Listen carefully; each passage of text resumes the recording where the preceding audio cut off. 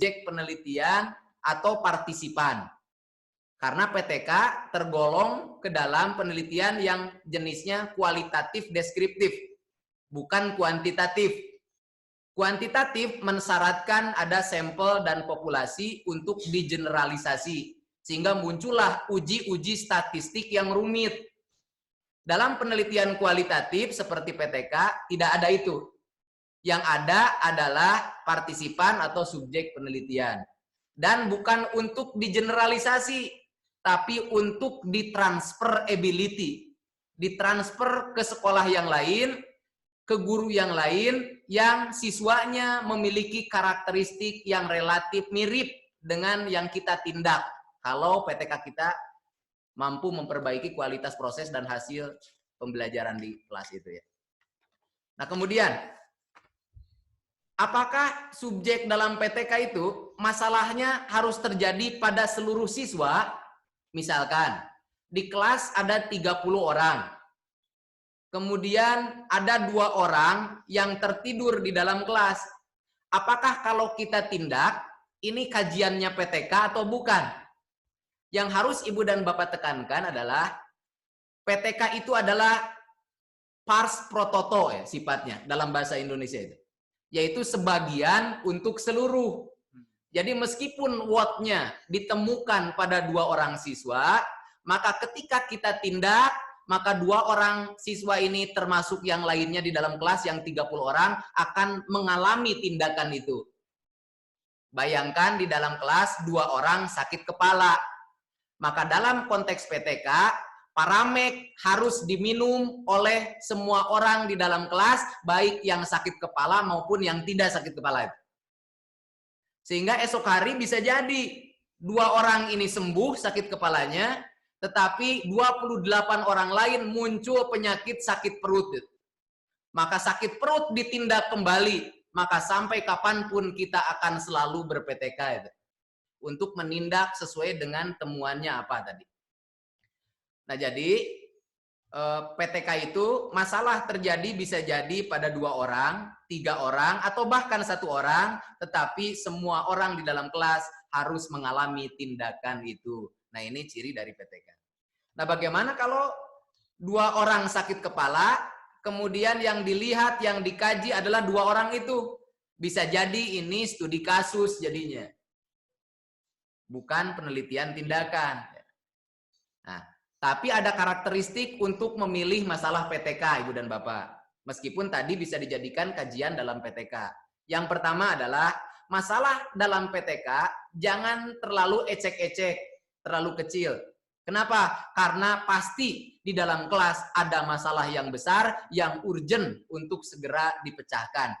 Dan kalau mampu menemukannya, itu ciri-ciri guru memiliki kepekaan terhadap kelasnya itu. Jadi kalau Ibu dan Bapak masuk ke kelas kemudian keluar ditanya oleh kepala sekolah, ada tidak temuan-temuan atau masalah dalam pembelajaran? Kemudian Ibu guru atau Bapak guru menjawab, saya tidak menemukannya. Berarti guru tadi tidak peka terhadap kelas. Karena kunci dari PTK adalah sensitivity itu. Kepekaan terhadap kelas tadi. Kemudian apakah masalahnya boleh yang sangat besar? Boleh kalau bisa, tapi kalau guru tidak mampu mendingan dihindari. Jadi masalah dalam PTK adalah masalah yang mana guru mampu memecahkannya, menarik untuk dipecahkan, tidak terlalu kecil lingkup masalahnya karena masih banyak masalah yang besar untuk ditindak. Nah, jadi masalah dalam PTK, sifat dari PTK adalah partikuler spesifik, tidak untuk digeneralisasi. Selanjutnya adalah partisipatoris. Dalam partisipatoris, ini bermakna bahwa guru ketika ber-PTK ini menjadi dualisme peran, yaitu perannya sebagai pengajar dan perannya sebagai peneliti. Dia akan meneliti prakteknya sendiri, meneliti dirinya sendiri, sehingga dari dirinya, oleh dirinya, untuk dirinya. Selanjutnya, emik. Emik ini terkait dengan data yang dikumpulkan, research PTK itu terkait dengan diri yang ada di dalamnya. Bahkan observer pun adalah dirinya sendiri. Jadi bukan persepsi orang luar. tapi persepsi orang-orang yang ada di dalamnya, yaitu pelakunya. Kemudian PTK lebih baik dilaksanakan kolaboratif. Supaya apa? Supaya datanya semakin kuat tentang temuan-temuan kekuatan dan kelemahan dalam pembelajaran. Selanjutnya kasuistik ya. PTK bersifat kasuistik terkait dengan masalah-masalah yang memiliki fokus-fokus tertentu, jadi spesifik gitu. Jadi tidak seperti best practice, masalahnya melebar. Karena yang hebat itu kalau masalah yang luar biasa bisa dipecahkan, dan itu kriteria best practice. Tapi kalau dalam PTK, karena PTK penelitian, penelitiannya kualitatif, dalam penelitian kualitatif ada fokus penelitian, maka perlu ada fokus-fokus tadi. Nah ini yang sifatnya kasuistik tuh. Sehingga masalahnya pun dirumuskan untuk kita lihat ya, atau jawab melalui data. Ya. Kemudian alamiah. Alamiah adalah dalam PTK karena pendekatannya kualitatif, maka kelas tidak dikondisikan, tidak diatur sedemikian rupa, dilaksanakan apa adanya ketika mengajar. Dilaksanakan secara alamiah, tidak dibuat-buat, tidak ditekan, tidak dibagus-bagus dan sebagainya. Alamiah mengajar seperti laksananya kita mengajar, sesuai dengan tindakan yang akan kita terapkan. Ya, sebelum dilanjut Pak Kamal, silakan ada mungkin sambil interaktif dulu ya. Satu pertanyaan dulu lah. Oke, ya. Baik Pak Dr. Sandi, Bapak Ibu, di situ barusan Dr. Sandi baru mengatakan terkait prinsip dasarnya dari PTK itu sendiri ya. Sebelum kita masuk ke prakteknya. Betul. Nah, sekarang Bapak Ibu silakan apabila ada yang ingin bertanya atau penasaran terkait materi yang sudah dijelaskan Mbak barusan. Silakan. Satu pertanyaan. Satu pertanyaan. Ada yang mengacungkan tangan?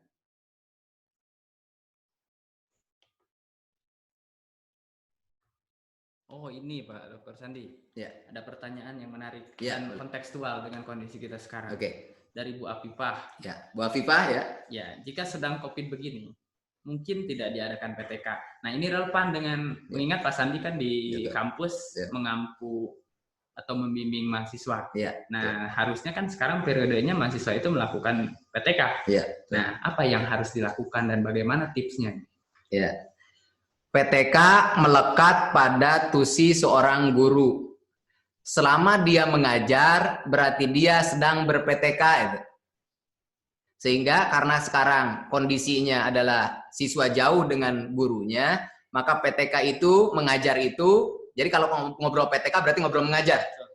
Maka guru harus berkolaborasi dengan orang tua. Karena data utama ada pada orang tua. Pada saat pandemi ini. Penilaiannya pun dari guru adalah penilaian penunjang. Dari orang tua adalah penilaian utama. Jadi kalau PTK dilaksanakan, maka kolaborasi antara guru dan orang tua itu penting. Bahkan dalam pandemi ini tetap guru membuat perencanaan pembelajaran, Pak Kamal. Dan perencanaan ini merupakan langkah awal ketika ber-PTK itu. Nah, sehingga tidak ada alasan dengan kondisi seperti ini untuk guru tidak ber-PTK. Karena dua syarat kalau guru tidak ber-PTK. Pertama, meninggal dunia. Yang kedua, dipecat jadi guru. Nah, hanya itu saja. Selama jadi guru. Atau yang ketiga ada.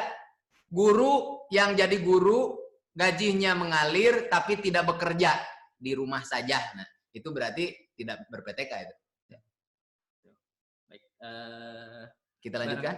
Kita lanjut. Tapi sebentar Pak Dr. Sandi, barangkali kalau begitu sistemnya saja atau teknisnya saja yang kita rubah. Misal ketika di sekolah, anak-anak kan kecenderungan pembelajaran itu fokus kepada sumber informasi. Buku teks atau buku tema kalau kita kenal.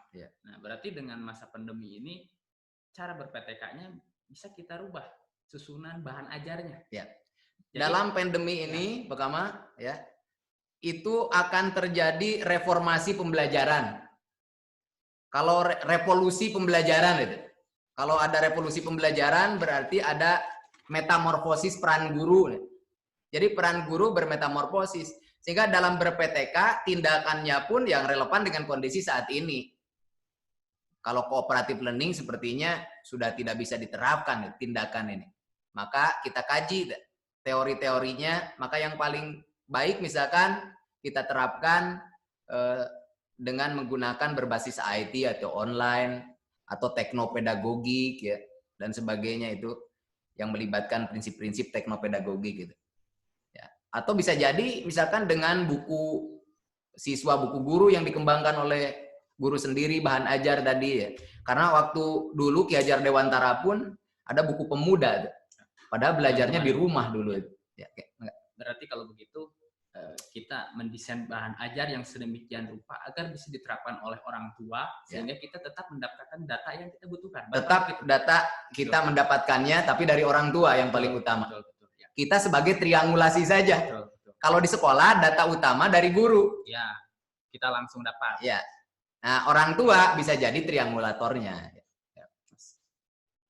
Baik Bu Afifah, itu pertanyaannya sudah, kalau belum puas barangkali nanti kita bisa susul di sesi diskusi kelompok. Baik, kita lanjutkan. Lanjut. Dr. Sandi. Baik. Nah, ini sejarah singkat dari PTK itu berawal dari Kurt Lewin ini. Udah lama, 1946 di Amerika itu ya. Kemudian dikembangkan sampai ke Indonesia. Nah, ini adalah hakikat PTK. Tadi sudah disampaikan bahwa PTK adalah kualitatif deskriptif. Sehingga tujuan dari PTK adalah memperbaiki kualitas proses pembelajaran. Ketika dibuat laporannya, maka tujuannya adalah mendeskripsikan. Jadi bukan menguji coba, tapi mendeskripsikan. Karena PTK penelitiannya kualitatif deskriptif. PTS juga sama ya. Jadi kalau ngobrol PTK berarti sudah satu paket dengan PTS. Kemudian PTK itu adalah inquiry reflektif. Apa inquiry reflektif? Merefleksi kembali, mengamati kembali apa yang pernah dilakukan. Jadi diselidiki. Jadi menyelidiki diri sendiri PTK itu. Jadi penting untuk perbaikan diri sendiri dalam konteks tusi kinerja kita masing-masing. Karena siklik, maka PTK selalu ada riset tindakan selalu begitu ya. Makanya siklik gitu. Nah, hakikat dari PTK adalah pertama harus ada permasalahan dalam kelas itu. Permasalahan di dalam kelas itu diidentifikasi.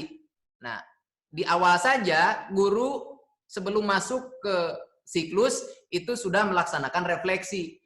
Nah, ini yang disebut dengan refleksi prasiklus.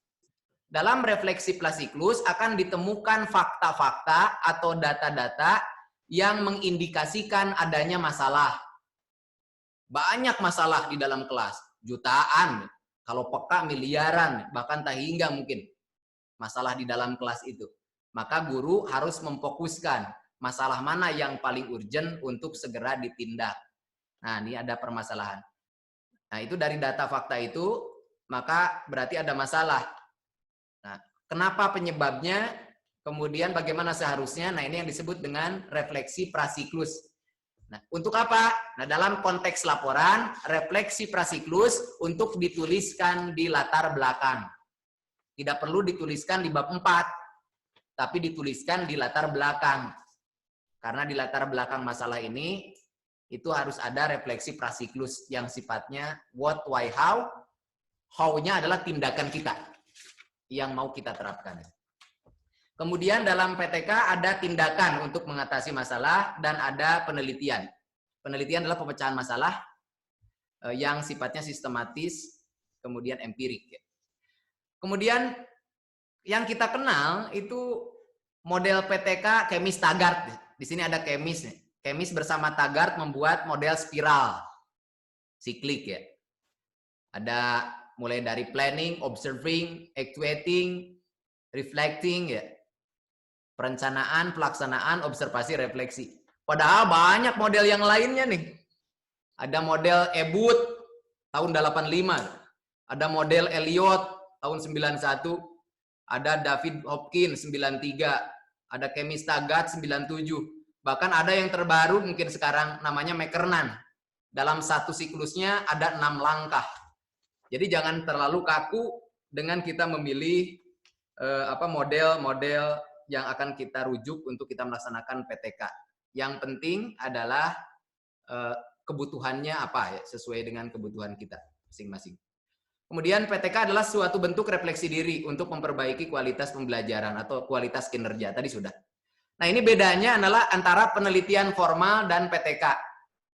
Dalam penelitian formal, itu dilakukan oleh orang lain. Dilakukan oleh guru, dosen, ya, tapi itu orang lain. Ya. Untuk di penelitian formal dilakukan orang lain, untuk di PTK dilakukan oleh guru sendiri dalam tusinya. Kemudian ada sampel populasi, itu dalam penelitian formal. Bahkan sampel harus representatif terhadap populasinya. Ada hitungan-hitungannya itu, terkait representativitas. Nah, dalam penelitian tindakan, representasi sampel tidak diperhatikan, karena tidak ada generalisasi dari sampel ke populasi. Dalam penelitian formal, instrumen harus valid dan reliable, sehingga harus diuji dulu. Ada uji validitas, reliabilitas, dan sebagainya. Dalam penelitian tindakan, validitas dan reliabilitas instrumen tidak diperhatikan. Tidak ada uji-uji dulu. Guru membuat langsung saja. Guru mempraktekannya di dalam kelas seperti mengajar biasanya. Dalam penelitian formal, menuntut analisis statistik. Ada uji-uji statistik, uji normalitas, uji homogenitas, uji perbedaan rata, parametrik, non-parametrik. Itu penelitian formal. Repot ya guru kalau harus itu. Nah, untuk PTK, analisisnya yang biasa saja, seperti guru melaksanakannya dalam pembelajaran. Rata, itu berarti untuk pengetahuan. Modus, untuk sikap. Kemudian capaian optimum, untuk keterampilan. Persentase di atas, di bawah KKM. Nah, itu yang biasa digunakan. Itulah analisis statistik dalam PTK atau PTS itu. Pak Kamal ya. Kemudian dalam penelitian formal itu mempersyaratkan hipotesis. Dan hipotesis ada untuk diuji.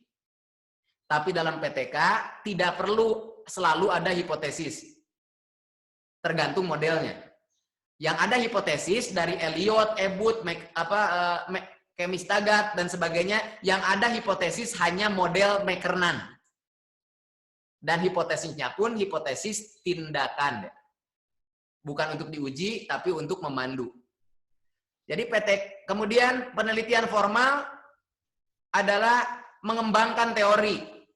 Tapi penelitian tindakan kelas tujuannya memperbaiki praktik pembelajaran. Karakteristik PTK. Pertama, inquiry reflektif, bisa kolaboratif, peneliti sekaligus praktisi. Nah, untuk memperbaiki dan ada siklus, itu sudah tadi ya. Siapa pelaku PTK? Guru kelas. Boleh seorang guru kelas di kelasnya sendiri, atau boleh sekelompok guru di sekolah, berarti kolaboratif itu. Boleh juga guru umum, sekelompok guru yang bekerja sama dengan tim ahli, misalkan dengan dosen itu juga konteksnya PTK. Yang penting dalam konteks perbaikan kualitas proses pembelajaran. Nah, sehingga dalam PTK ada tindakan, kemudian penelitian, dan ada kelas tadi. Tujuan PTK tadi sudah ya. Kemudian manfaat PTK juga sudah tadi disampaikan. Nah, ini sekarang tentang penulisan. Kalau di bangku kuliah, maka ketika kita membuat skripsi tentang PTK, maka harus ada proposal PTK-nya. Tapi kalau untuk kenaikan pangkat, biasanya tidak perlu ada proposal. Hanya menyampaikan laporan PTK-nya saja, bahkan dengan artikelnya itu. Jadi prosedurnya mulai dari sini kalau untuk yang rigid ya. Pertama, langkah pertama dalam PTK adalah mengidentifikasi masalah. Berarti di sini mulai muncul refleksi prasiklus. Dalam refleksi prasiklus harus melibatkan logika prediktif. Apa itu logika prediktif? Logika prediktif adalah kemampuan yang dimiliki guru itu supaya tindakan yang diterapkan nanti benar-benar dapat memperbaiki kualitas proses pembelajaran. Kenapa? Karena sudah dianalisis secara teoritis, perseptual, dengan hasil penelitian orang lain. Nah, itu yang disebut dengan logika prediktif. Atau harus rasional ya. Banyaknya masalah yang dihadapi guru itu adalah mulai dari kita mengidentifikasi masalah itu. Ya, seabrek masalah dalam kelas. Ada 3 kelompok masalah, bisa juga lebih, ini terkait dengan materi pembelajaran, penyampaian materi pembelajaran, dan pengelola kelas. Saya mengutip ini karena pengertian pembelajaran menurut Permen atau undang-undang adalah interaksi antar siswa. Berarti ini terkait pengelolaan kelas. Kemudian interaksi siswa dengan guru. Bisa jadi ini terkait penyampaian materi. dan interaksi antara siswa dengan materi. Nah, berarti ada materi aja. Nah, ini adalah 3 kelompok masalah bisa jadi. Masalah yang berada di bawah kendali guru. Jadi di luar kendali guru seperti masalah anak berkebutuhan khusus yang seharusnya tindakannya oleh seorang psikiater misalkan. Nggak bisa oleh guru. Maka karena konteks PTK bukan uji coba, daripada ditindak malah mati ya, matinya mati jiwa, juga mati sikap dan sebagainya itu ya. Maka mendingan itu dihindari untuk kita melaksanakan PTK untuk masalah tadi. Atau bisa jadi PTK-nya kolaboratif. Masalah yang terlalu besar, masalahnya terlalu kecil, ya, itu jangan dijadikan dalam masalah PTK. Masalah dalam PTK harus cukup strategis. Dan kita pun enjoy dalam melaksanakannya. Masalahnya terjadi real Pak Kamal di dalam problematika di kelas. Dan perlu kolaborasi supaya semakin kuat datanya. Masalah penelitian tindakan itu bisa jadi mengajar itu adalah meneliti, betul sekarang. Yang tindakannya bisa jadi bentuknya media, pendekatan ya, atau buku teks, teknik penilaian, pengelolaan kelas dan sebagainya, itu bisa jadi tindakan-tindakan yang kita terapkan. Apalagi paradigma pembelajaran sekarang itu sudah mulai dari perencanaan, pelaksanaan dan penilaian tadi. Jadi ada assessment as learning ya. Membuat skema latar belakang masalah. Nah, tadi kemarin ya sudah kita bahas ini membuatnya. Jadi ada 5 atau 6 paragraf ya. Paragraf pertama pengantar langsung ke masalah. Bisa jadi ada teori ataupun ada kebijakan. Paragraf kedua itu muncul kondisi ideal. Ya. Dasarnya kondisi ideal ini adalah kebijakan biasanya atau standar. Bisa jadi standar proses dan sebagainya. Kemudian setelah itu ada paragraf ketiga, kondisi real. Nah, jadi kondisi ideal dengan kondisi real, paragraf 2 dan paragraf 3 bertempur. Muncullah gap di sini. Gap inilah yang disebut dengan masalah. Jadi ada dasolen, kondisi ideal, dan ada dasein, itu kondisi real. Kemudian selanjutnya paragraf keempat, ada why. Nah, ini penyebab. Paragraf keempat. Kemudian obatnya, ini paragraf kelima. Nah, paragraf keempat dan paragraf kelima itu bertempur. Nah, ini yang disebut dengan konflik dalam tulisan kita, dalam pikiran kita. Nah, tulisan kita ini adalah tulisan yang kritis itu. Ya, jadi kalau mengerti ya tentang PTK ini kritis, hebat. Masalah hendaknya dirumuskan secara jelas ya. Nah, ini terkait rumusan masalah dalam PTK. Maka rumusannya harus ditulis secara jelas, tidak memiliki makna ganda, lebih baik ditulis dalam kalimat tanya. Nah, ada beberapa mahasiswa yang menuliskan rumusan masalah PTK, kalimatnya atau kata tanyanya apakah. Nah, ini keliru. Karena PTK kualitatif deskriptif. Tujuannya mendeskripsikan, maka di kesimpulan supaya tergambar tujuan tercapai bentuknya deskripsi.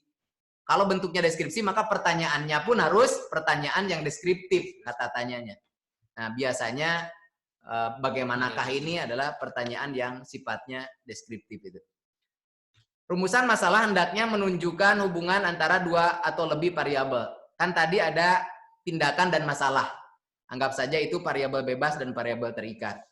Maka tindakan dan masalah ini muncul di dalam rumusan masalah. Contoh misalkan, bagaimanakah peningkatan hasil belajar siswa setelah diterapkan model pembelajaran kooperatif tipe to stay to stray. Nah, misalkan begitu.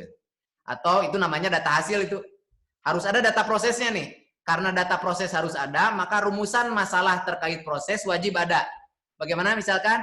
Bagaimanakah proses pembelajaran dengan menerapkan pembelajaran kooperatif tipe to stay to stray untuk meningkatkan hasil belajar siswa. Jadi selalu ada 2 variabel yang berhubungan, yaitu tindakan dan masalah. Dan harus ada data prosesnya. Ya, jangan sampai data hasil terus. Dan rumusan masalah harus dapat diuji secara empirik. Apa itu empirik? Datanya mudah didapatkan. Kalau kita ber-PTK, kemudian kita tahu bahwa datanya sulit didapatkan, ya jangan ditanyakan. Banyak guru yang bertanya dalam rumusan masalah, tapi datanya sulit ditemukan. Itu yang disebut dengan menyiksa diri sendiri. Jadi setiap rumusan masalah harus dikumpulkan datanya secara empirik dan dijawab dengan data. Nah, ini contoh yang salah. dalam rumusan masalah PTK. Apakah penerapan pendekatan matematika realistik dapat dalam pembelajaran matematika meningkatkan kemampuan? Yang salah adalah apanya ini? Yang salah adalah katanya. Kata-katanya mirip dengan eksperimen ini, rumusan masalah, kata tanyanya. Bukan apakah, tapi bagaimanakah. Tapi di dalamnya sudah ada hubungan antara tindakan dan masalah. Berarti sudah agak baik gitu. Selanjutnya, memilih judul penelitian tindakan ya. Nah, di dalam judul untuk PTK khas. Kalau untuk best practice bisa jadi masalahnya tidak ditulis saking besarnya. Contoh misalkan implementasi strategi sahabat dalam kemitraan kepala sekolah di SD mana. Nah, oke. Itu tidak ada masalah itu. Belum dimunculkan saking masalahnya besar. Masalahnya ada di dalam tulisan, Pak Kamal. Karena best practice harus berbasis masalah. Nah, dalam PTK, masalah dan tindakan harus ada dalam judul. Ada yang menuliskan misalkan penerapan model pembelajaran kooperatif tipe to stay untuk meningkatkan motivasi belajar siswa. Nah, itu ada masalah, ada tindakan. Diawali dengan penerapan. Kata penerapan itu bagi yang abstrak. Model, pendekatan, strategi, itu penerapan. Tapi kalau yang konkret, bendanya ada, contoh bahan ajar atau media, berarti penggunaan.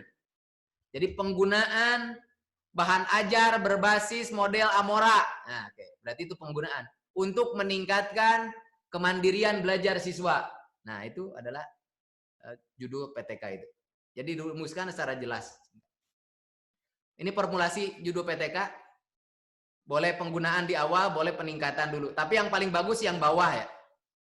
Diawali dengan tindakan, baru setelah itu muncul hasilnya. Meskipun yang di atas juga boleh ya, tergantung kita mempersepsi. Bisa jadi dari masalah kemudian ke tindakan, bisa jadi tindakan ke hasil. Itu ya. Ini contoh judul PTK. Ada yang menyalahkan yang pertama karena kata kerja di awal ya. Jadi secara tata bahasa ini mungkin di orang bahasa lebih paham gitu. Jadi yang kedua ini lebih bagus ya untuk di judul PTK. Merancang kerangka berpikir ya. Apa itu kerangka berpikir? Nah, ini yang disebut dengan logika prediktif itu. Dasarnya teori, hasil penelitian dan perseptual. Contoh ini kerangka berpikir nih. Ditemukan siswa dalam pembelajaran di kelas tertidur. Menurut pendapat cucu ya tahun sekian, siswa tertidur di dalam kelas disebabkan karena motivasi belajarnya rendah. Ya. Menurut pendapat Junaidi, untuk mengatasi motivasi belajar yang rendah, maka dibutuhkan sebuah pembelajaran yang memiliki karakteristik berbasis kebutuhan, kemudian menyenangkan bagi siswa. Pembelajaran yang seperti ini, menurut pendapat Junaidi tadi, adalah pembelajaran dengan pendekatan pakem misalkan. Maka, nah ini akhir dari kerangka berpikir adalah hipotesis tindakan. Maka, apabila kita menerapkan pendekatan pakem dengan baik, maka motivasi belajar siswa akan meningkat. Itu yang disebut dengan kerangka berpikir. Jadi alasan-alasan rasional teoritis yang mengangkat pertautan antara tindakan dan masalah. Contoh lagi misalkan, sakit kepala itu diindikasikan dengan mata yang merah. Menurut pendapat Junaidi, ketika mata merah kemudian sakit kepala, maka pembuluh darah di otak itu sedang menyempit. Pendapat Junaidi ini dikuatkan dengan pendapat Dodo nih. Bahwa kalau sakit kepala atau pembuluh darah menyempit di dalam otak, maka perlu diperluas dengan zat yang disebut asetaminofen. Menurut pendapat Dodo, Paramek mengandung zat asetaminofen. Sehingga ketika diminum oleh yang sakit kepala, maka asetaminofen ini dalam Paramek akan bekerja dalam tubuh si yang sakit tadi sehingga sarafnya menjadi melebar. Ya, maka apabila Paramek dimakan dengan benar, diminum dengan benar maksudnya, maka sakit kepala akan sembuh. Nah itu contoh kerangka pikir Pak. Sedikit ya. Dr. Sandi, hati-hati dalam mengutip. Ya. Mengutip tadi Terus nama Dodo, Iya. hati-hati itu harus sesuai mengutipnya. Nanti harus kena sesuai. plagiarisme. Ada plagiarismenya itu. Ya, betul. Bapak Ibu Jadi jangan perhatikan terlalu dalam serius PTK karena laporannya. riset harus ilmiah. Ya, Ya, maka hati-hati dengan literatur ya, dengan plagiarism dan citation itu harus diperhatikan itu. Kemarin sudah dijelaskan bagaimana menulis itu. ya. Silakan lanjut. Nah, hipotesis dalam PTK tidak wajib, tergantung modelnya. Dalam Mekernan ada ya, tapi di model yang lain tidak ada. Nah, hipotesis pun bukan untuk diuji, tapi hanya membimbing saja supaya supaya penelitian jadi terarah. Definisi operasional ini penting dirumuskan terkait dengan variabel yang ada dalam penelitian tindakan, terkait dengan masalah dan tindakannya. Definisi operasional ini terkait dengan definisi-definisi yang harus terkait dengan pengumpulan datanya. Jadi definisi ada dua, Kang Kamal. Pertama, definisi formal. Definisi formal adalah definisi menurut teori atau kamus itu.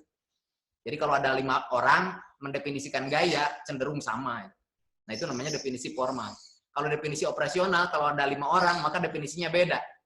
Kalau Kamal misalkan, gaya yang dimaksud dalam penelitian ini adalah ketika siswa mengangkat pensil. Nah, itu Kamal. Karena penelitiannya begitu. Tapi kalau Bapak beda lagi. Gaya yang dimaksud dalam penelitian ini adalah gaya ketika Bapak mendorong mobil, karena mobilnya sedang mogok ketika itu. Nah, ini terkait dengan definisi operasional. Jadi akan berbeda, tergantung dari apa yang akan kita lakukan dan kumpulkan. Nah, definisi operasional terkait dengan data dan instrumen nantinya, dan pengembangannya. Nah, di sini dalam definisi operasional harus ada genus of differentiation.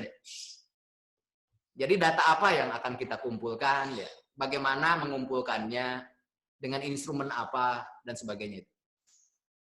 Nah, ini adalah model-model dalam PTK yang tadi saya sampaikan, teman-teman ya. Di sini ada model Lewin. Lihat, Lewin model pertamanya tidak langsung reconnaissance. Apa itu reconnaissance? Reconnaissance adalah pengambilan data langsung ke lapangan, yaitu langsung ke kelas. Tapi Lewin punya gagasan awal dulu nih. Jadi boleh kita ber-PTK tidak dulu masuk ke kelas, tapi mau datang ke kelas membawa obat dulu. Contoh misalkan bawa Paramek mau datang ke kelas. Nanti setelah datang ke kelas, tinggal mencari anak-anak yang sakit kepala. Tapi ini lemah. Kenapa? Karena bisa jadi tidak ada anak yang sakit kepala. Akibatnya Paramek jadi tidak digunakan. Jadi yang terbaik bukan gagasan awal tadi. Yang terbaik adalah reconnaissance dulu. Karena gagasan awal akan muncul dari reconnaissance. Reconnaissance adalah pengambilan data dan fakta di lapangan, dalam hal ini adalah di kelas. Kemudian baru rencana umum, siklus 1, siklus 2, dan sebagainya itu adalah Lewin. Ini Elliot. Ribet kalau saya jelaskan, nanti kita diskusikan di grup WA ya. Nah, ini yang paling banyak digunakan, yaitu model Kemis-Taggart. Mulai dari perencanaan, pelaksanaan, pengamatan, dan refleksi. Ada juga Ebut. Ini Ebut, ribet lagi. Ya, Mekernan ada lagi nanti ya. Nah, ini adalah prosedur penelitian tindakan kelas pada umumnya menurut Kemis dan Taggart. Pertama, merencanakan tindakan, kemudian melaksanakan tindakan, dan merefleksi. Nah, kita lanjutkan. Nah, ini yang penting karena judulnya adalah penyusunan laporan PTK tadi. Berapa menit lagi, Kang Kemal? Kita sudah masuk jam 14:10. Kalau begitu ada satu pertanyaan lagi sebelum saya masuk ke penyusunan laporan ini. Boleh. Bapak Ibu silahkan, seperti yang tadi admin instruksikan, kita nanti tolong pertanyaannya diutarakan lewat video sambil bersilaturahmi. Begitu. Ya, silahkan boleh pakai menu raise hand-nya di reaction yang menu paling kanan. Silakan.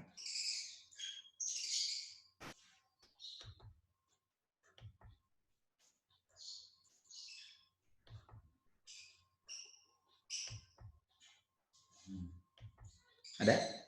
Bagaimana? Sambil istirahat dulu ya, menghela nafas ya.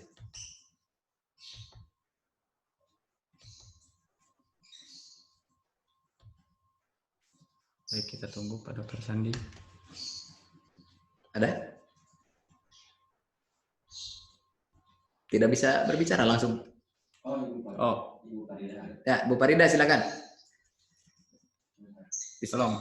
Nanti di unmute dulu ya. Kemudian ditampilkan. Ya, silakan. Saya Pak. Ya. Ya. Assalamualaikum warahmatullahi wabarakatuh. Waalaikumsalam warahmatullahi wabarakatuh. Ketika tadi dijelaskan oleh Bapak tentang penulisan latar belakang masalah ini, masalah ditulis dalam rumusan masalah berbentuk kalimat tanya, ini harus kita siapkan data proses dan data hasil. Ketika penulisan data proses dan data hasil ini apakah berupa paparan boleh atau harus berupa skala nilai, atau tergantung pada judul itu tertentu yang kita buat. Terima kasih Pak, itu saja. Assalamualaikum. Ibu dan Bapak tolong bedakan fakta dan data ya. Data itu mulainya dari fakta dulu. Fakta itu yang langsung bisa diamati. Contoh misalkan Jujun tertidur di dalam kelas, dalam pembelajaran itu. Nah itu namanya fakta ya. Jadi fakta itu spesifik. Tapi kalau misalkan dua sapi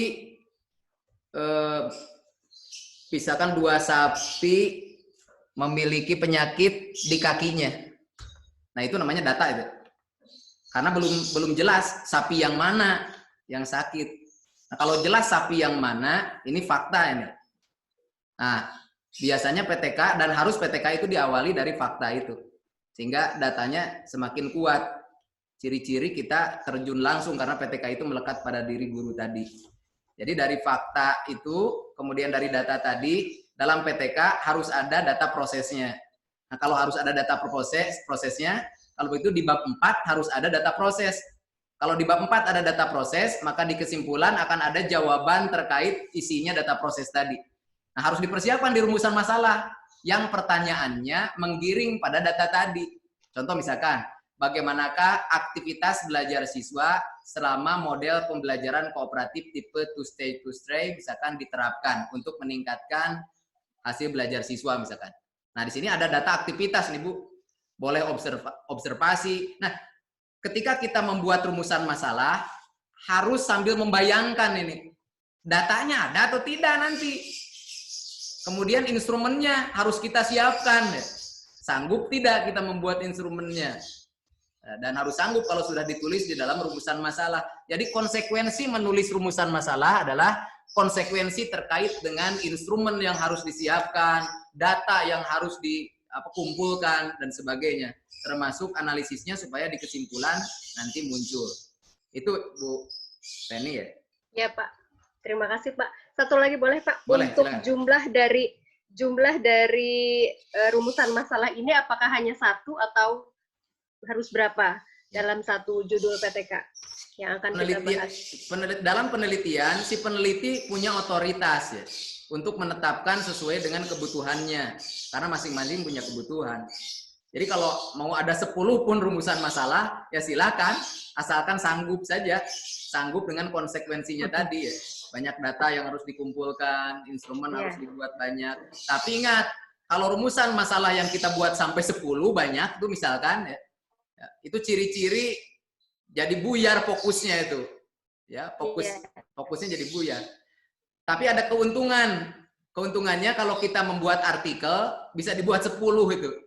Karena satu rumusan masalah bisa dibuatkan satu artikel itu. Jadi kalau ada 10 bisa jadi 10 artikel karena masalahnya berbeda misalkan. Boleh saya merefleksi sebentar Pak? Tadi kan di awal rumusan masalah itu fokus pada mana dulu nih yang urgent. Nah, betul. Barangkali kita fokus ke situ Bu Reni ya. Betul. Jadi kalau misalnya dari sekian banyak Ibu sudah membuat list dari 10 rumusan masalah itu, kita ambil dulu mana nih yang urgent untuk diselesaikan di kelas kita. Iya. Barangkali begitu. Ya. Ya. Baik, kita lanjutkan dulu. Ada yang bertanya ya kemarin itu, sampai apa kriteria kita berhenti siklus deh, Kang Kamal? Kalau selama jadi guru ya harus ber-PTK. Tapi satu siklus itu sampai apakah boleh satu pertemuan atau 2 pertemuan atau 3 pertemuan ya. Untuk mengukur satu siklus atau merepresentasikan satu siklus itu kalau tindakannya selesai dilakukan. Contoh misalkan model kooperatif tipe to stay misalkan ada 6 langkah. Di pertemuan pertama baru 3 langkah, maka belum bisa disebut satu siklus. Nah, kemudian di pertemuan kedua, 3 langkah lagi dilaksanakan, langkah keempat sampai ke-6. Maka tuntasnya langkah tadi atau kooperatif to stay setelah 2 pertemuan. Nah, kalau begitu satu siklus adalah 2 pertemuan. Nah, itu batasan siklus tadi. Nah, kemudian masalah PTK. Masalah PTK ada yang lintas KD, ada yang terkait KD. Karena PTK tidak mengganggu proses pembelajaran, tergantung silabus yang ada di sekolah dan jadwal yang diterapkan di sekolah, ya. Maka dalam PTK guru harus memilih ini mau yang mana yang akan kita teliti, ya. Karena dalam masalah PTK ada yang lintas KD. Contoh misalkan kemandirian, KD-nya tentang apapun, data tentang kemandirian itu bisa kita dapatkan sehingga tidak usah dibatasi untuk siklus dari sejak awal, kecuali nanti selesainya siklus ada kriterianya, yaitu apa? Apabila indikator keberhasilan yang sudah kita tetapkan dari awal itu sudah tercapai. Apa indikatornya? Ya lihat guru punya KKM, kan? KKM tentang siswa klasikal itu. Nah, KKM siswa klasikal ini bisa dijadikan kriteria keberhasilan sebuah siklus tadi ya, atau PTK tadi. Jadi kita boleh berhenti setelah tercapai itu. Ya, jadi ada indikator keberhasilan. Itu terkait dengan masalah yang lintas KD. Jadi aman, tidak dibatasi oleh siklus atau oleh jumlah siklusnya. Nah, sementara ada juga masalah yang terkait KD. Contoh misalkan penjumlahan, pecahan. Dalam silabus di jadwal ternyata penjumlahan pecahan itu misalkan hanya ada untuk satu pertemuan misalkan. Maka guru harus membuatnya ketika dia mau di PTK-kan, maka tetap harus 2 siklus. Berarti siklus keduanya di mana? Nah, Permen itu sudah mengatur ya. Ada pembelajaran remedial dan pengayaan. Nah, untuk yang menurut jadwal KD tadi atau materi tadi adalah satu pertemuan karena masalahnya terkait KD, maka siklus itu bisa dilaksanakan 2 siklus dengan syarat pembelajaran remedial dan pengayaan menjadi siklus yang kedua. Jadi tidak ada alasan untuk guru tidak melaksanakan PTK terkait dengan KD tadi. Karena KD yang di silabus satu pertemuannya pun dapat diteliti dengan PTK dengan syarat pembelajaran remedial dan pengayaan menjadi siklus yang kedua. Begitu pengalaman. Ya. Ada pertanyaan? Pak Dokter, ini ada pertanyaan dari Pak Suganda dari Kota Bekasi. Silakan Pak. Ya, enggak Pak Suganda. Terima kasih Pak. Pertanyaan saya adalah, apakah dalam PTK itu harus ada prasiklus sebelum kita melaksanakan siklus 1, 2, dan 3? Terima kasih Pak. Terima kasih Pak. Ya. Silakan Pak. Awal dari PTK adalah identifikasi masalah. Masalah itu tidak akan muncul, bahkan tidak akan muncul solusinya sebelum ada refleksi. Maka sebelum kita menerapkan tindakan yang dimaksud, ada refleksi sebelumnya. Itulah yang disebut dengan refleksi prasiklus. Nah, pertanyaannya, apakah dalam PTK harus ada selalu refleksi prasiklus? Jawabannya iya. Karena tidak mungkin kita mendapatkan sebuah tindakan tanpa kita melakukan refleksi. Karena tindakan itu didapatkan dari why, dari how. Kemudian how itu tergantung why. Dan why itu tergantung what. What, why, how adalah refleksi. Maka dalam PTK akan selalu ada refleksi prasiklus. Ya. Begitu Pak Suganda. Terima kasih, Pak. Ya, sama-sama, Pak. Ya.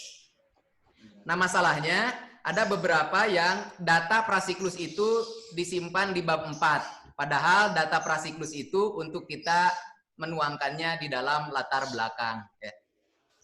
Nanti di bab 4 baru masuk ke siklus 1 dan siklus 2 atau siklusnya itu. Ya. Ada pertanyaan lagi? Ya.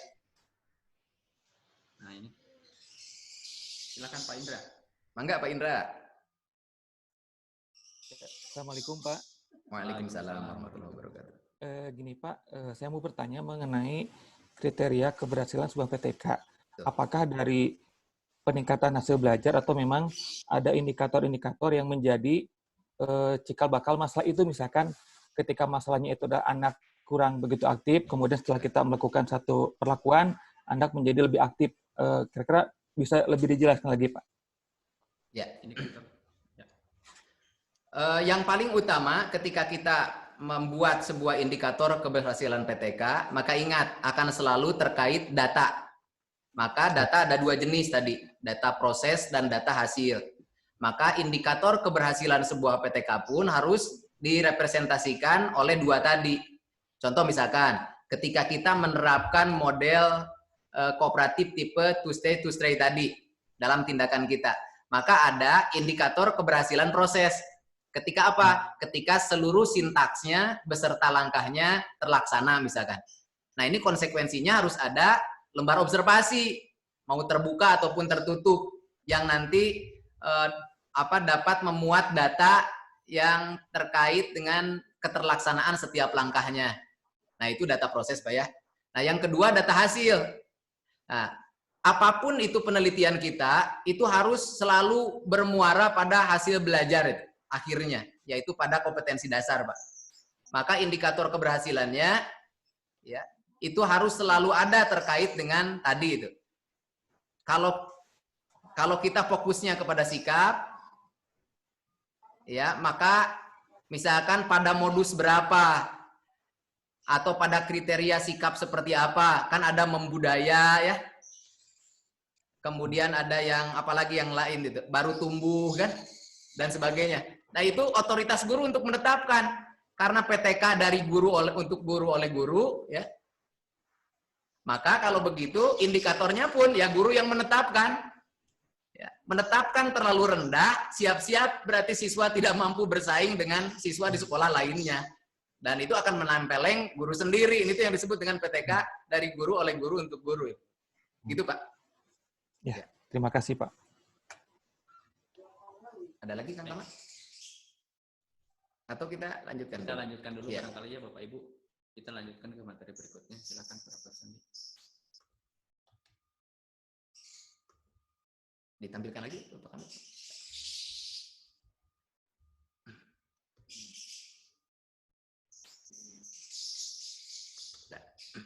Nah, sambil nunggu muncul ya. Nah. Tadi baru sampai ke apa, Kang Kama? Rumusan masalah ya. Nah, kemudian setelah rumusan masalah ada tujuan penelitian. Ibu dan Bapak ada di bab 1 ya. Jadi bab 1 itu latar belakang masalah, rumusan masalah, tujuan penelitian. Nah, tujuan penelitian dalam PTK adalah mendeskripsikan. Karena rumusan masalahnya, kata tanyanya bagaimanakah tadi. Sehingga tujuannya untuk mendeskripsikan. Tujuan dari laporan, penyusunan laporan PTK ini. Tapi kalau tujuan dari PTK-nya ya untuk memperbaiki kualitas proses pembelajaran. Jadi tolong bedakan tujuan PTK dengan tujuan penyusunan laporan PTK ya. Jadi kalau tujuan penyusunan laporan PTK-nya untuk mendeskripsikan ya. Nah selanjutnya ada manfaat. Silakan manfaatnya, maaf untuk tadi tujuan ya. Kalau rumusan masalahnya ada 2, biasanya tujuannya ada 2. Jadi tolong dikonsistenkan. Mirip dengan RPP, kalau indikator pencapaian kompetensinya 3, maka tujuan pembelajarannya 3, kan begitu kan?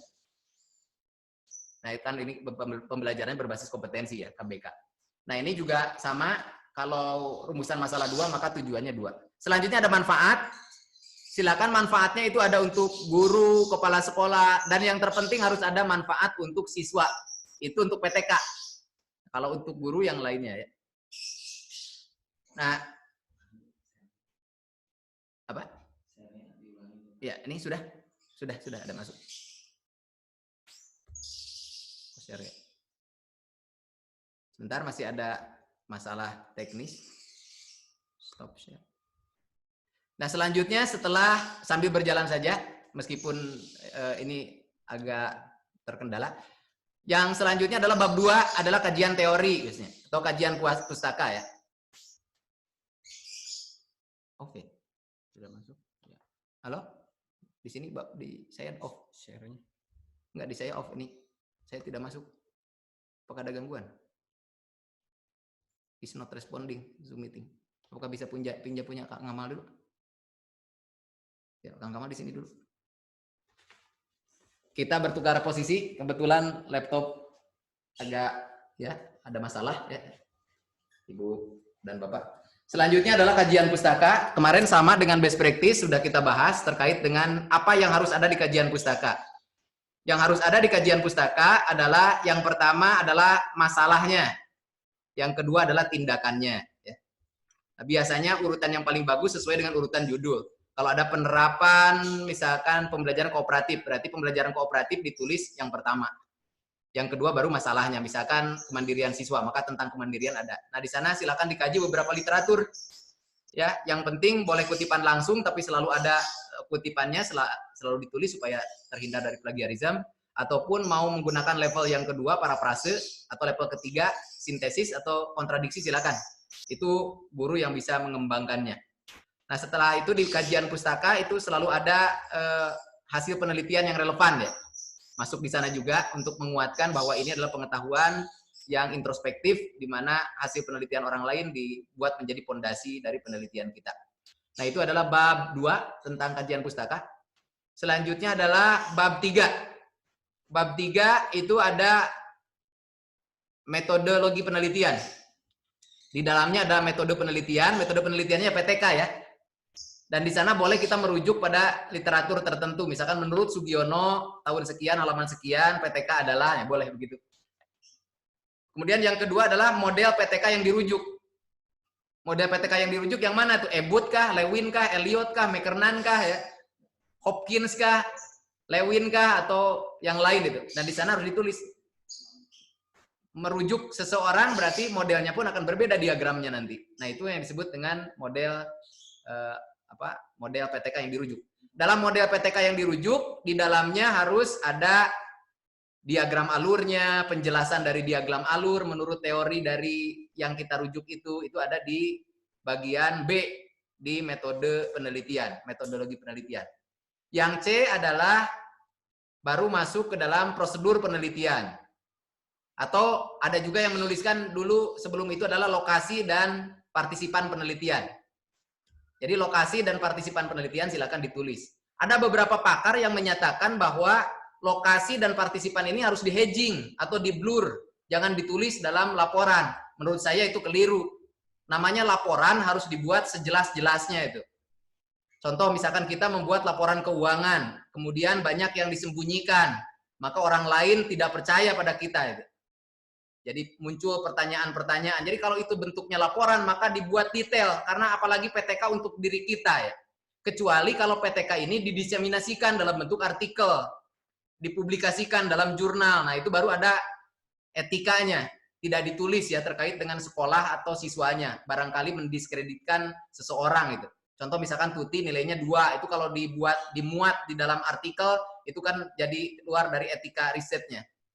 Nah jadi hati-hati harus di hedging kalau artikel, tapi kalau laporan ya dibuat detail ya. Jangan banyak di di hedging. Tetapi di dalam laporan ya, karena sifatnya ini PTK adalah transferability, akan digunakan oleh orang lain yang membaca karya kita atau yang mengetahui karya kita, maka harusnya di dalam partisipan ataupun di dalam lokasi penelitian dituliskan karakteristiknya ya. Contoh misalkan karakteristik di sekolah yang dilaksanakan PTK ini adalah di tengah-tengah, misalkan pasar lokasinya. Kebanyakan siswanya anak petani gitu ya. Kenapa harus ditulis karakteristiknya? Ini karena terkait dengan transferability, terkait dengan akan diterapkan oleh guru atau kepala sekolah yang lain dalam tusinya masing-masing gitu. untuk diterapkan di sekolahnya. Maka dengan adanya data tentang karakteristik, maka dia akan berpikir ulang kalau misalkan karakteristiknya beda dengan karakteristik sekolah dia ya. Dia akan ragu menerapkan tindakan, ya. Takutnya malah jadi mengurangi kualitas proses pembelajaran. Gitu. Nah, selanjutnya ada variabel penelitian. Gitu. Variabel penelitian. Saya kurang enak mendengar variabel penelitian ini karena kata-kata variabel ini ada juga yang menyatakan bahwa variabel ini yang diubah-ubah, sementara di dalam PTK harus alamiah gitu ya. Tapi sementara kita ambil dulu lah variabel karena ada beberapa pakar juga yang memperbolehkan dengan pengertian yang lain ya variabelnya itu. Nah, variabel penelitian tadi ada dua ya, masalah dan tindakan. Jadi kalau saya menulis biasanya D-nya ini masalah dan tindakan saja. Jadi masalahnya apa, tindakannya apa gitu. Ini terkait dengan variabel penelitian. Kemudian sumber data penelitian, ingat sumber data penelitian adalah pembelajaran tadi. Nah, yang utama.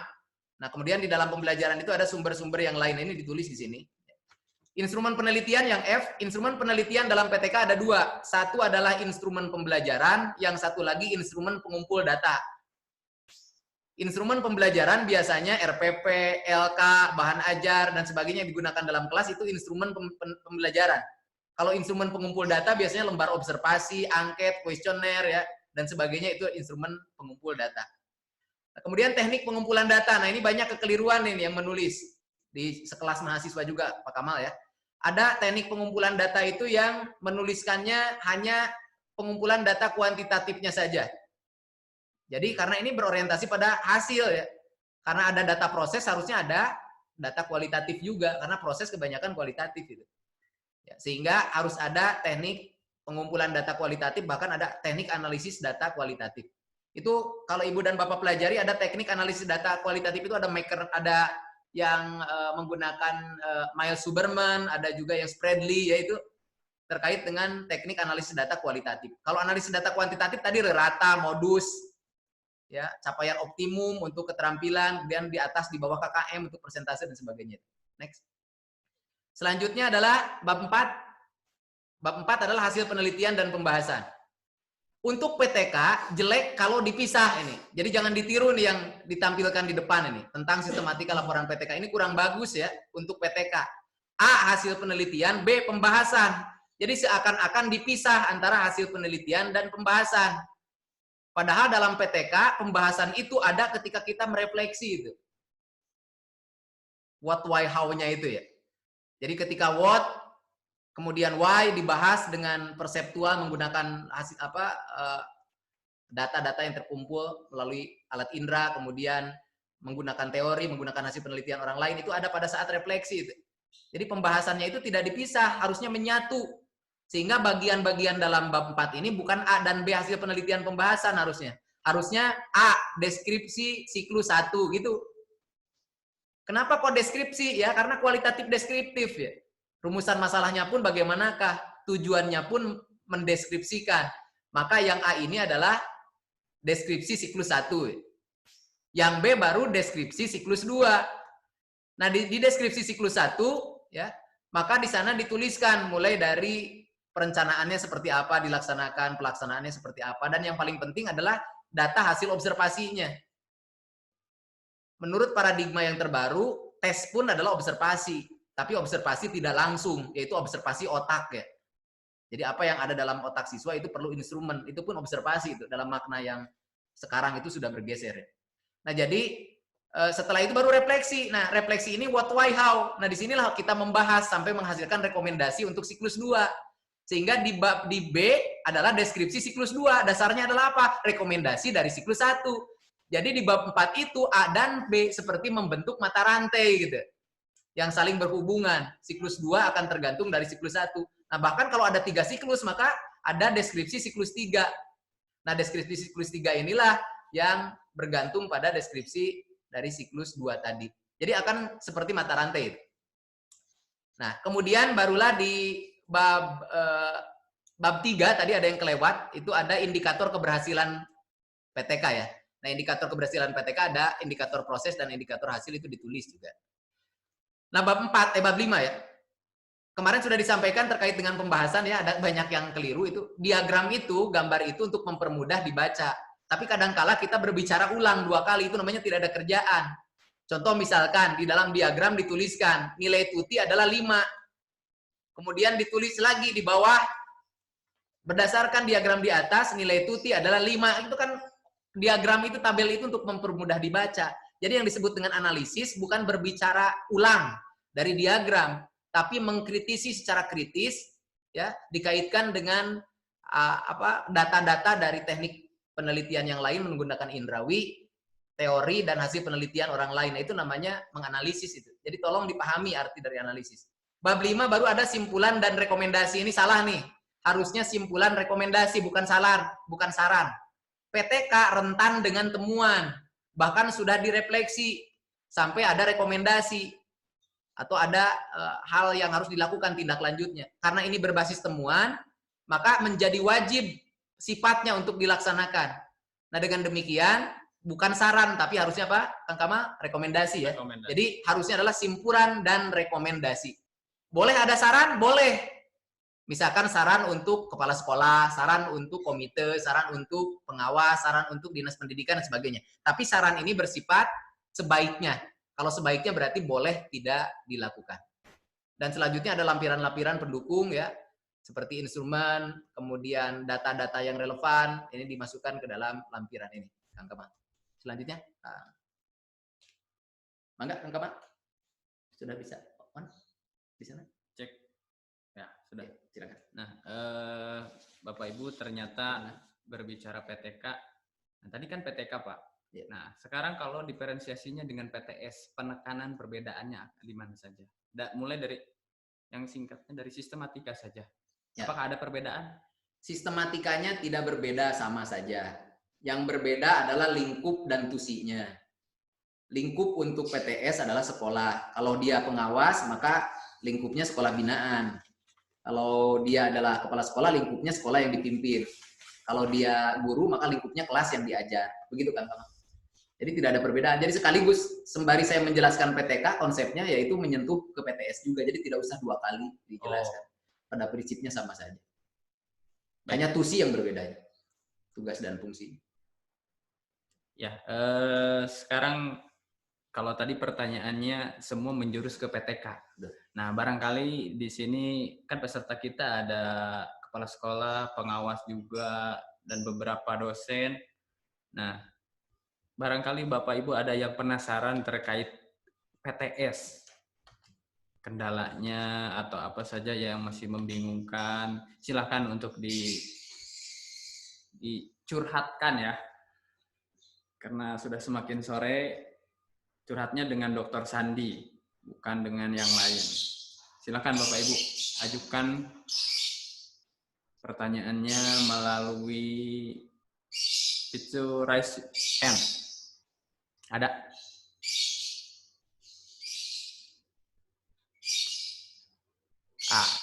Ada Ibu Nunu, Berbicara saja. silakan. Silakan Bu. Bu Nunuk? Ya. Bu Nunuk ya. Terima kasih. Ya, Mangga, silakan Bu. Ini Pak Sandi. Ya. Kalau kita punya beberapa tulisan misalnya tentang laporan PTK atau best practice yang kemarin, itu selain untuk kenaikan pangkat atau untuk lomba misalnya, adakah supaya bermanfaat untuk orang lain, adakah syarat atau tahapan yang harus kita lakukan untuk bisa dipublikasikan? Itu untuk sebuah laporan PTK atau best practice bisa dipublikasikan untuk umum. Terima kasih. Ya. Yang paling memungkinkan adalah dibuat artikelnya terlebih dahulu, Bu, dengan format artikel. Jadi artikel memiliki struktur yang berbeda dengan laporan PTK atau PTS. Dan strukturnya pun tergantung selingkungnya dari jurnal yang mau kita tuju. Contoh misalkan di UPI ada Jurnal Pedagogik Pendidikan Dasar. Nah, dia punya selingkung khusus terkait dengan strukturnya. Nah, ketika kita membuat sebuah artikel, maka kita harus memikirkan jurnal yang mana yang mau kita tuju. Baru kita meminta struktur dari jurnal tadi, selingkungnya seperti apa, dan akhirnya menulis sesuai dengan selingkung itu. Kenapa? Karena ini terkait dengan diterima atau tidaknya artikel kita. Nah, supaya diterima, maka harus dipastikan sesuai dengan selingkung yang dimaksud itu. Biasanya di setiap jurnal tolong bedakan dengan artikel ya Bu ya. Jurnal itu adalah kumpulan artikel. Itu ada yang satu jurnal 7 artikel, ada yang 9, ada yang 10, tergantung jumlah halaman yang ditentukan oleh aturan. Di kita juga ada jurnal namanya EduPena. Ibu ya di panitia ini. Panitia membuat jurnal EduPena. Bagi teman-teman yang kesulitan memuatkan artikelnya di jurnal, maka EduPena sudah mulai membuka jurnal online ya, OJS, Open Journal System. Nanti bisa juga dimuat di sini. Tapi harus disesuaikan selingkungnya dengan jurnal EduPena ini. Begitu mungkin Bu Nunu?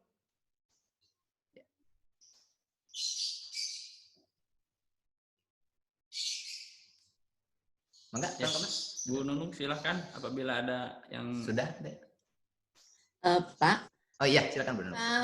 sebelum dibuat artikel itu ada persyaratan khusus nggak Pak? Kalau misalnya gini, kalau di guru itu kesulitannya, kalau di dosen kan memang ada ya berbagai macam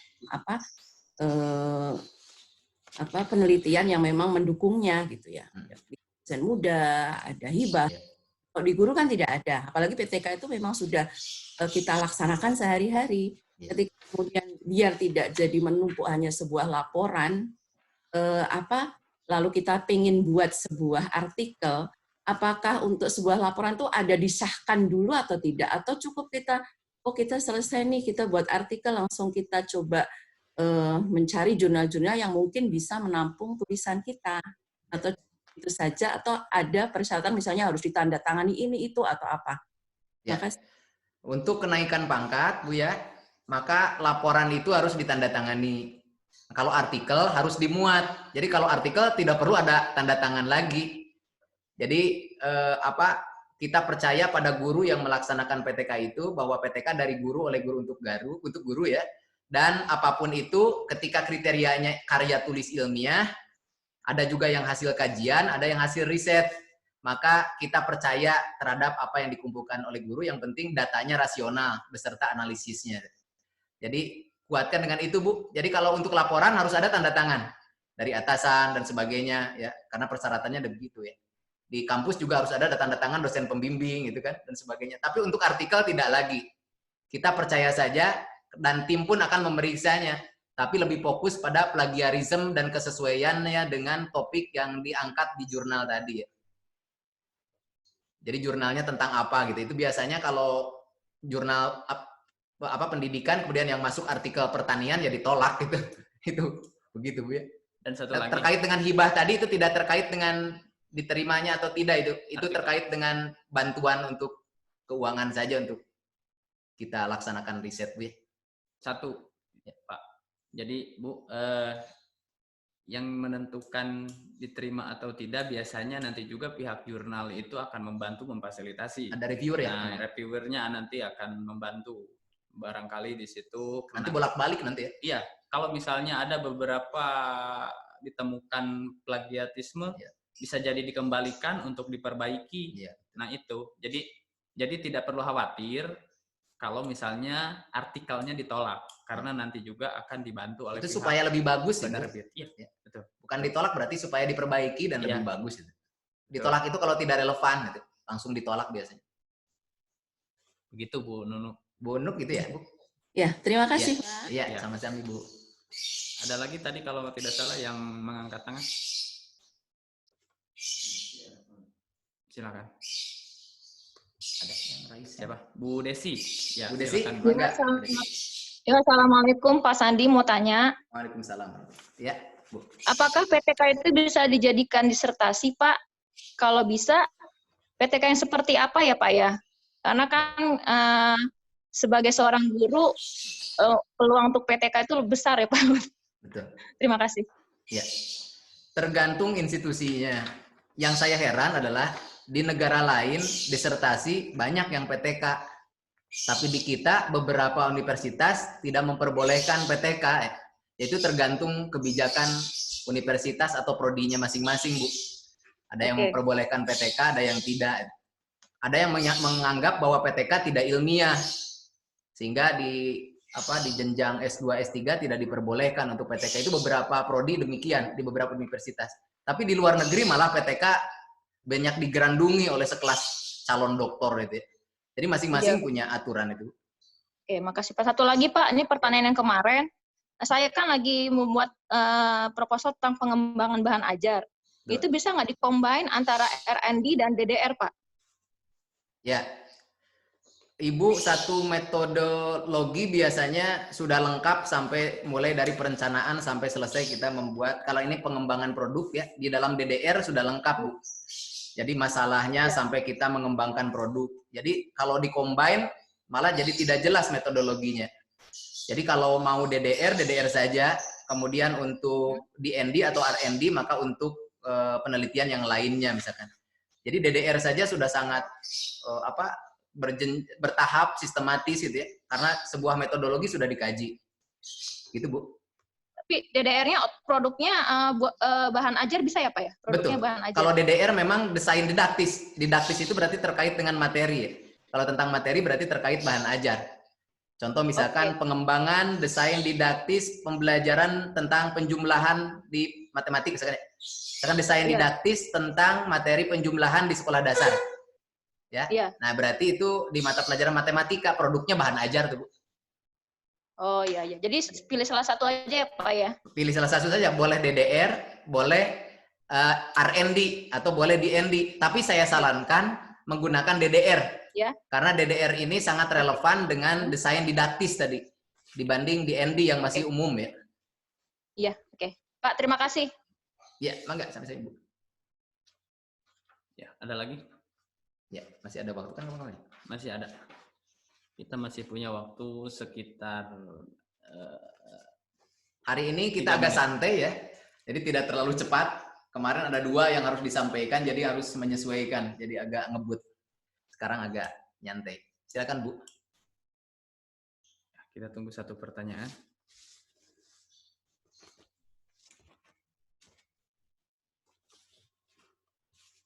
Satu, Bapak Ibu.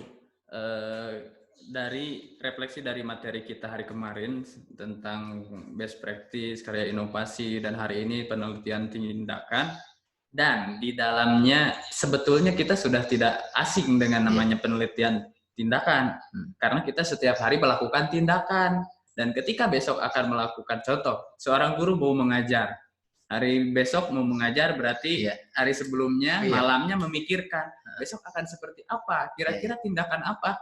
Nah, itu betul kan? Betul. Nah, jadi setiap hari itu kita berpikir besok akan melakukan apa, hari ini kurangnya apa. Nah, jadi dari sini kita dapat makna yang menurut saya berharga sekali dengan tadi penguatan dari Dr. Sandi bahwa untuk melakukan atau menulis laporan PTK atau PTS ternyata kita tidak pusing lagi. Tidak. Karena setiap hari kita sudah melakukan itu. Betul. Hanya ada yang dilaporkan, ada yang tidak gitu. Di situ. Berarti Bapak Ibu, kalau sebelumnya kalau hari kemarin kita susah untuk memulai, nah hari ini kita sudah bisa memulai karena kita sudah tahu mulainya dari mana. Ya. Ada yang lupa, Pak Mat? Ada yang lupa, silakan. Ibu dan Bapak, ketika mengemas judul PTK, sebaiknya di akhir itu, bukan di awal. Karena nampak judul itu setelah di akhir. Contoh misalkan, ketika pembelajaran siklus 1 diterapkan model kooperatif. Menurut observer, termasuk kita sendiri, semua langkah dalam kooperatif sudah terlaksana dengan baik. Dengan medianya dan sebagainya. Tapi ternyata hasil belajar siswa itu malah lebih kecil dibandingkan dengan KKM yang sudah kita tetapkan. Ya. Berarti kan indikator keberhasilan proses sudah terjadi. Tapi hasil belum. Ini ciri-ciri bahwa Jigsaw tidak relevan. Pembelajaran kooperatif tadi, yang Jigsaw anggap saja gitu ya, berarti tidak relevan dengan karakteristik siswa kita. Kalau ini dilanjutkan di siklus 2, Jigsaw lagi, maka ya akan semakin bangkrut siswa itu. Maka guru yang bagus menghasilkan atau menerapkan misalkan model yang lain, misalkan menggunakan STAD, Student Team Achievement Division. Maka judulnya bukan penerapan model jigsaw, karena siklus 1 dan siklus 2-nya beda tindakan. Siklus 1 jigsaw, siklus kedua stud. Maka yang cocok adalah apa? Penerapan model kooperatif saja. Karena kooperatif itu melingkupi jigsaw dan stud tadi. Ya, mudah-mudahan dipahami itu. Ya, jadi menetapkan judul itu bagusnya di akhir, karena kemasan itu bisa dilihat setelah dibungkus itu di akhir. Ya. Apalagi PTK itu kualitatif. Dalam kualitatif ada emergent design. Emergent design itu adalah masalah itu kapanpun bisa berubah. Contoh, kita pergi ke sebuah hutan menemukan pohon nangka. Kita mau meneliti pohon nangka, tapi kita mau pulang dulu. Ketika membawa golok, datang lagi ke hutan, pohon nangkanya sudah tiada, yang ada pohon duren. Maka berubah masalahnya menjadi meneliti pohon duren. Itu adalah emergent design dalam penelitian kualitatif. Karena penelitian kualitatif bisa berkembang juga. Ya. Ya, ada pertanyaan berikutnya, Pak. Silakan, Bu. Ya, dari saya ya, Pak. Ya, silakan Bu Endang. Iya. Assalamualaikum warahmatullahi wabarakatuh. Waalaikumsalam warahmatullahi wabarakatuh. Maaf Pak, kami mohon penjelasan. Kalau kita itu, yang dijelaskan dari kemarin atau tadi itu kan tentang PTS ya. Dan memang kita dari beberapa yang saya ikuti memang kebanyakan judulnya itu PTS. Tetapi kami dari Kemenak sendiri ada beberapa kali di sana itu bukan PTS tetapi PTKP. Jadi mungkin mohon penjelasan. Pada prinsipnya sih sama, tapi sebenarnya yang ini yang umum kita pakai itu apakah PTS atau PTKP itu apakah KP itu boleh PTKP atau bagaimana ya, kok ada perbedaan di sini? Gitu. PTKP apa? Baru dengar malah saya, Bu. Yang umum biasanya penelitian tindakan sekolah yang umum. Ya, kalau kita di Kemenak itu ada beberapa kali memang kita ikut itu PTKP, penelitian tindakan kependidikan. Oh iya. Ya, yang umum adalah classroom action research kalau dalam literatur dan school action research. Jadi itu lingkupnya adalah penelitian action research, meskipun ada lagi nama yang baru, tetap itu penelitian tindakan. Dan konsepnya semua penelitian tindakan sama, Bu. Mau PTKP, mau PTS, mau PTK, konsepnya sama dengan yang saya sampaikan tadi. Tidak ada perbedaan konsepnya. Gitu. Tapi mungkin ini ya Pak, maaf, yang sesuai dengan apa yang kita ajukan untuk kenaikan golongan, mungkin istilahnya PTS itu ya, bukan PTKP itu ya? Kalau untuk sekelas di Kemdikbud itu PTK, PTS. Kalau Kemenag mungkin punya kebijakan sendiri, Bu. Karena mungkin beda itu, penjaminan mutunya itu yang sering menerima laporan untuk kenaikan pangkat itu. Ya, betul, Bu. Oh ya. Terima kasih, Pak. Ya, sama-sama. Waalaikumsalam. Ya, baik. Untuk berikutnya, apakah ada penguatan terkait PTK dan PTS, Pak Dr. Sandi? Karena kita sudah hampir mendekati ujung perjumpaan kita selama sesi kedua ini. Silakan. Ibu dan Bapak, jangan takut dengan PTK. Karena mengajar itu keseharian adalah PTK. Kalau guru mengajar saja tanpa ber-PTK, maka pembelajaran tidak akan semakin baik dari hari ke hari itu. Maka PTK penting supaya kualitas proses pembelajaran itu semakin baik. Membenci PTK berarti membenci tentang kesuksesan anak untuk belajar. Membenci tentang proses pembelajaran yang baik. Nah, semua kepala sekolah, pengawas, guru tidak menginginkan itu. Guru menginginkan bahwa kelas itu semakin baik, siswa semakin hebat. Dan itu akan terjadi apabila setiap diri melakukan refleksi. Untuk guru, refleksi pembelajaran. Untuk pengawas dan kepala sekolah, refleksi pelaksanaan kinerja sesuai dengan tusinya.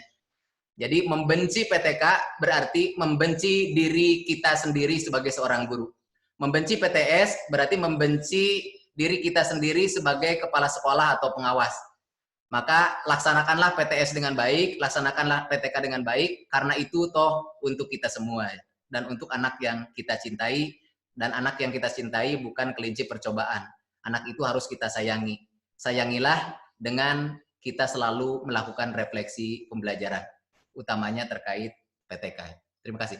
Ya, baik. Kalau melihat waktu, kita sudah berada di ujung acara. Di hari kedua ini saya akan coba bukan menyimpulkan Bapak Ibu ya, tapi kalau saya katakan ini jadi sebuah refleksi untuk diri saya sendiri, bahwa mulai dari hari kemarin kita mengkaji tentang best practice, karya inovasi, hari ini dilanjutkan dengan PTK dan PTS, semua itu saya kira semua sepakat bahwa tujuannya adalah untuk memperbaiki kualitas pendidikan kita. Mulai dari awal sampai akhir, mulai dari tujuan sampai output, mulai sampai ke outcome-nya. Nah, kita tentu semua mengharapkan kualitas yang baik. Kemudian caranya kita hari ini sudah 2 hari ini sudah mengkaji untuk bagaimana mengkonstruksi diri kita masing-masing melalui fasilitas Pak Dr. Sandi, agar kedepannya kita bisa melakukan praktek pendidikan dengan baik, baik itu menyangkut ranah pembelajaran yang dilakukan oleh guru, kemudian pengawasan yang dilakukan, manajerial yang dilakukan oleh kepala sekolah, atau pengawasan yang dilakukan oleh pengawas, semua tujuannya harus balik lagi untuk merefleksi apa yang kita lakukan hari ini agar esok proses pendidikan kita jadi lebih baik. Saya kira semua sepakat begitu. Ya. Nah, begitu Bapak Ibu, simpulan untuk materinya, saya mengharapkan semuanya semakin haus lagi akan materi yang kita bahas dalam 2 hari ini. Nah, Kang Kamal, apakah ada gelombang kedua? Banyak yang bertanya. Oh iya, terkait gelombang kedua, sepertinya insya Allah akan ada gelombang kedua, Bapak Ibu. Nanti tolong dibantu share kepada rekan-rekan yang hari ini belum mendapat kesempatan masuk ke gelombang 1. Ya. Karena kemarin banyak yang kontak ke saya dan tim admin bahwa masih banyak yang ingin ikut. Nah, kebetulan Bapak Ibu alhamdulillah masuk ke gelombang pertama, sehingga lebih dulu. Dan sekarang mulai nanti malam barangkali bisa mulai mencoret konsep yang ada di kepalanya, dituangkan ke dalam sebuah tulisan. Dan 4 hari ya, bimbingan ya? Oh iya. 4 hari ke depan kita ada bimbingan. Jadi pada saat itu bisa mematangkan apa yang ada di apa ya namanya? Dikelompokkan kan ya? Ya, dikelompokkan. Nanti dikelompokkan, nanti tim admin akan mengatur itu Pak Dr. Sandi dan seluruh peserta, dan memfasilitasi kepenasaran yang belum terjawab dalam 2 hari ini. Begitu. Nah, untuk sertifikat dan PowerPoint nanti akan dikirim melalui email masing-masing beserta dengan jadwal dan surat undangan sudah, ya. Nanti pokoknya semua perangkat yang dibutuhkan kemarin sesuai dengan request peserta akan dikirimkan melalui emailnya masing-masing. Jadi tolong nanti dipantau lagi emailnya, begitu.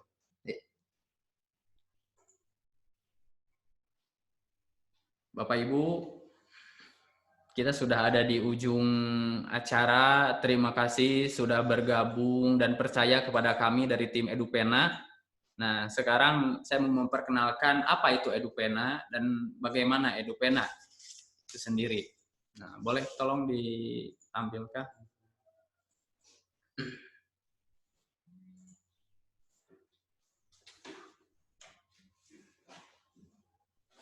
Nah, Bapak Ibu, EduPena itu sendiri adalah sebuah yayasan kalau saya katakan cita-citanya ke sana. Tapi untuk saat ini kami bergerak di bidang seminar, diklat, workshop, pengembangan bahan ajar ataupun media. Jadi tadi kalau ada yang bertanya tentang bahan ajar, nah itu kita bisa sama-sama belajar. Kemudian karya inovasi yang diantaranya kita bahas dari hari kemarin, mulai dari best practice, PTK, dan PTS itu bisa dijadikan sebuah karya inovasi dalam bentuk artikel yang dimuat ke dalam jurnal atau lebih jauhnya dipatenkan dalam bentuk HKI. Nah, itu kemudian yang terakhir ada kita memfasilitasi apabila ada masalah-masalah pendidikan, kita akan hadir mencoba untuk turut beserta Bapak Ibu sekalian berperan di sana. Nah itu kebetulan tim kami didukung oleh tim ahli di bidangnya. Kenapa saya katakan di bidangnya? Kadang suka ada bahwa yang apa ya istilahnya kalau kata orang Sunda, Pak Dr. Sandi, palu gada. Apa yang lu mau, gua ada. Tapi kami tidak. Kami akan mencoba. Kita akan arahkan kepada ahlinya dan kita akan fasilitasi oleh ahlinya. Adapun kalau ada kontak lebih lanjut silakan bisa dibuka di website kami. Ini ditampilkan di www.edupena.id atau silakan nanti kontak kepada rekan-rekan tim admin kami. Nah, begitu Bapak Ibu. Adapun hari ini adalah hari terakhir saya beserta tim, kemudian Dr. Sandi. Terima kasih Pak Dr. Sandi sudah memfasilitasi kegiatan ini dan di tengah pandemi ini beliau tetap semangat. Kita lihat dari 2 jam sesi kedua ini tidak ada matinya. Ya. Itulah Dr. Sandi Bapak Ibu. Kalau Bapak Ibu yang sering kegiatan dengan Dr. Sandi pasti tidak asing lagi. Ya, orangnya kecil-kecil, tapi kalau kata orang Sunda nyeren. Kalau cabai itu cengek ini namanya. Ya, Bapak Ibu.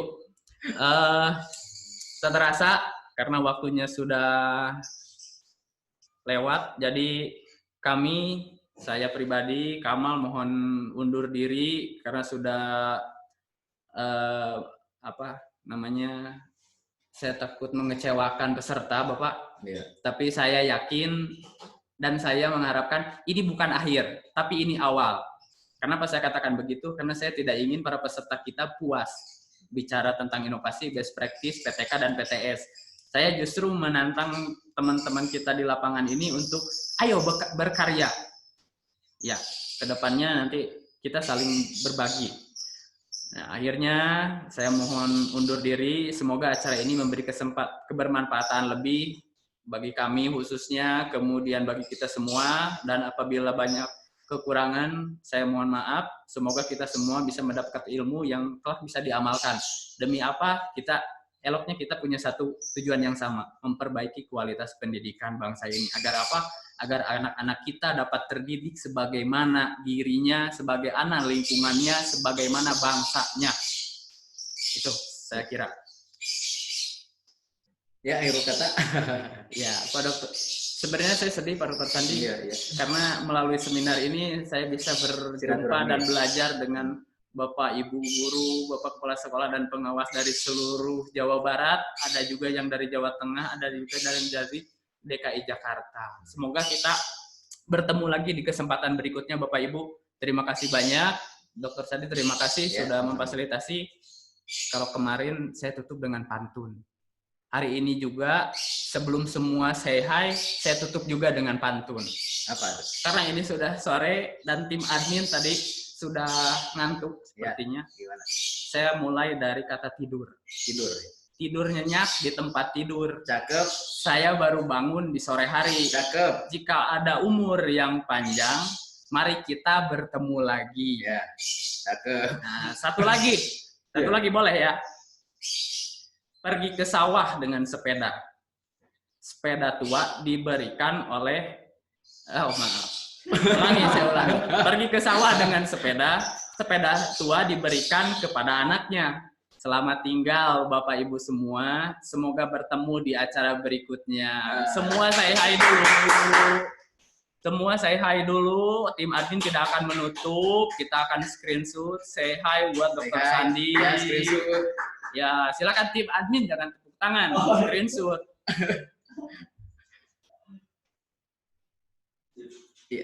Ya, oke. Terima kasih. Assalamualaikum warahmatullahi wabarakatuh. Tetap jaga kesehatan. Sukses untuk semua.